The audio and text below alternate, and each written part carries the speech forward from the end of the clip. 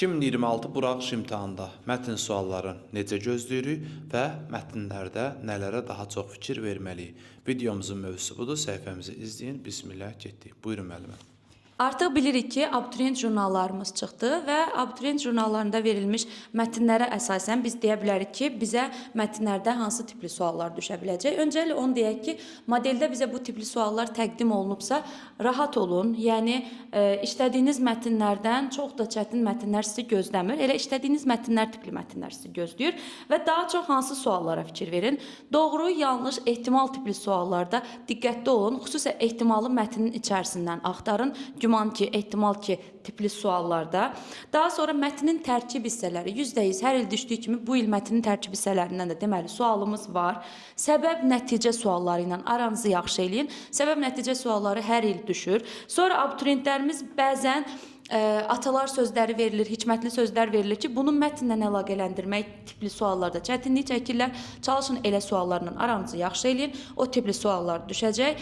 Əvvəlində işarəyə qoyulmuş və ya rəqəm verilmiş sözün, ifadənin qarşılığını, mənasını müəyyən edin. Bu tipli suallar ola bilər. Bir də hər il mətnlərdə düşdüyü kimi mətndə hansı cümlədə qüsurlu məqam var və ya qüsurlu məqam verilmiş cümləni düzəldib yenidən yazın. Bu tipli tapşırıqlarımız ola bilər.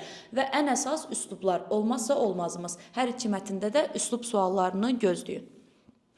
Biz şagirdlərə imtahana qədər necə kömək edə bilərik? Biz şagirdlərə imtahana bilirsiniz ki, hardasa bir 50 gündən az vaxt qalıb, 44-45 gün qalıbdır. Birinci imtahana 11-lər üçün nəzərdə tuturam. Əgər bu tipli mətnlər işləmək istəyirsinizsə, dil qaydaları işləmək istəyirsinizsə, zəifliyiniz, boşluğunuz varsa, bizim bəli, hər gün bu tipli mətn və dil qaydası sualları bizim sınaq mətn qruplarımıza qoşula bilərsiniz. Orada həm canlı mətn izahlarını görəcəksiniz, mətn testləri görəcəksiniz, izahlarını görə biləcəksiniz.